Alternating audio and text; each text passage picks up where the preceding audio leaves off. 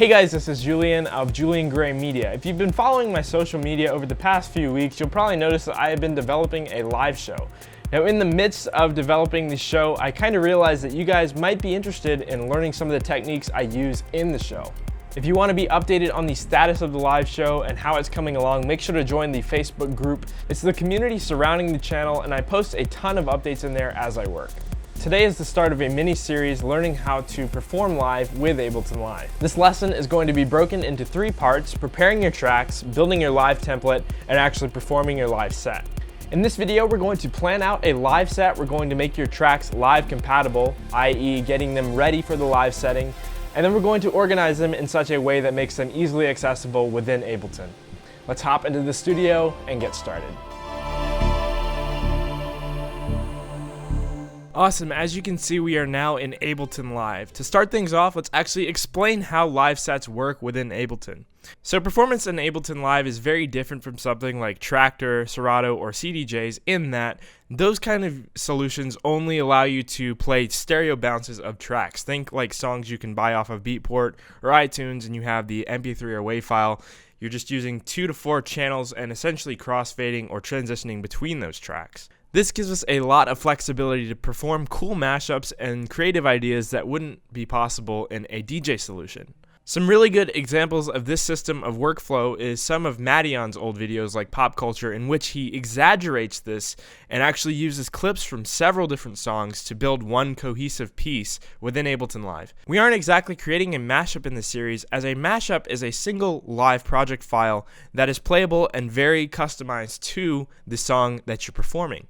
We're going to be creating a live set that you can apply all of your tunes to and drag them in similar to a DJ set and actually perform them and swap tracks in and out whenever you want and have it so that you understand exactly what buttons do what on your controller or in Ableton if you're clicking around. So a typical live set usually consists of 6 to 8 channels, whether that be MIDI or audio is up to you, and each channel follows an instrument or style of instrument in the tune. Every tune that you prepare for the live set should follow a uniform system of organization so that you can drag in and out songs whenever you want or swap them and still maintain that playability and similar layout so you understand exactly what's going on at all times.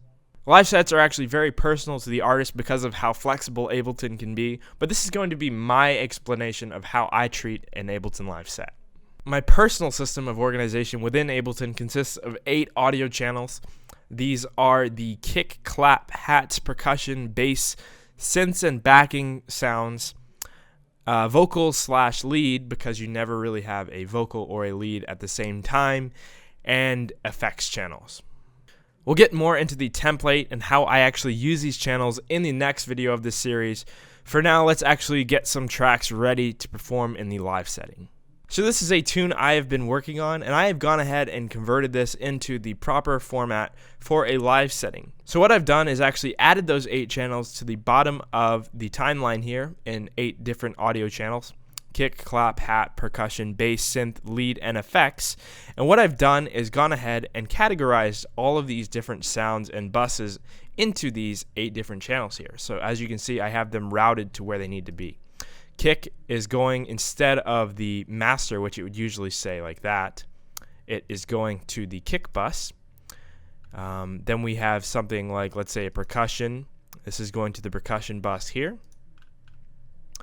We have the 16th note hats, which I also have going to percussion. You basically want to organize these in such a way that you can actually take out and add different elements back in, and you want to have them cohesive enough to where if you pull something out, it won't pull out something that you wanted with something else. So let's say you have a bass going and you have a sub as well. You don't want to categorize the sub with the synth bus here, because if you pull the synth bus, it'll pull everything out in that synth bus. Let's say you have a pad going as well and you want to remove the pad. You don't want to have that categorized with the sub, because if you pull the pad, then the sub then comes out, and then you have a subless bass. So you want to bus things that are similar together, like the bass and the sub, so you can pull them out. If you have a really strong computer, you can actually run as many channels as you want, and you can actually, in theory, do every single one of these channels as a separate launchable clip. But I keep it to 8 to make it easier for me to perform, and because it fits on a launchpad interface, which we'll get into the 3rd video of the series.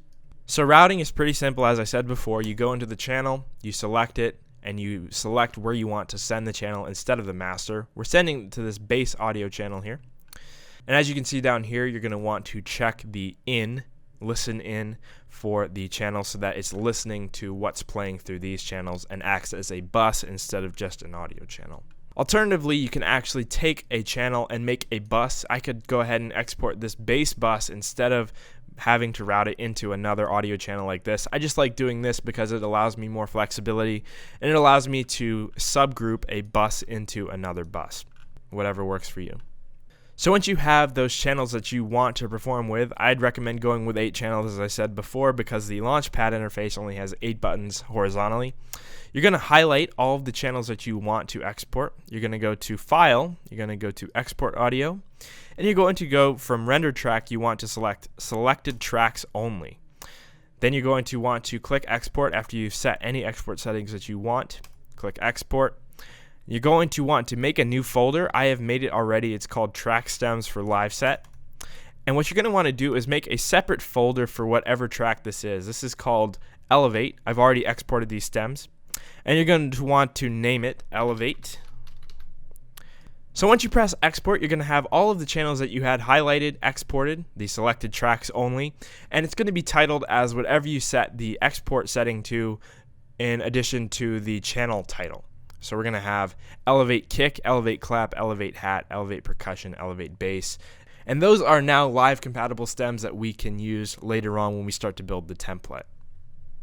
So as you can see, I have opened the folder of my live track stems here. And as you can see, if I open each individual song here, you can see that every single one follows a uniform system: bass, clap, effects, hat, kick, lead, percussion, and synth. Let's open another one up here, and it follows a similar pattern. That's important so that we have a uniform play style when we build the live template, and everything will remain the same for every song that you play. It's a good idea to keep a spreadsheet of every song in your catalog organized by key, BPM, energy level, and release title. You're going to want to do this because when you're building your live set, you want to keep key and BPM in mind so that you have smooth transitions throughout the set. You can influence people's emotions with the key of the song and their energy level with the BPM of the song, so you might want to keep this in mind when you're designing your sets.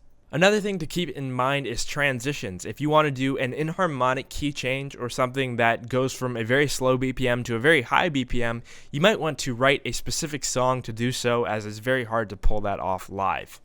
It's very easy to play a transitionary song within a set. It's not so easy to actually do the transition live manually. Awesome, guys, so I hope you enjoyed this first video of this mini series. In the next video, we're going to be building the template and going over the template I use live, so you guys can get an idea of how to build your own. I also just opened a Patreon account. If you're interested in supporting the channel in any way and helping me to fund new videos and new gear for shooting these videos, make sure to check out the link in the description below. If you enjoy the videos, it really does help me out.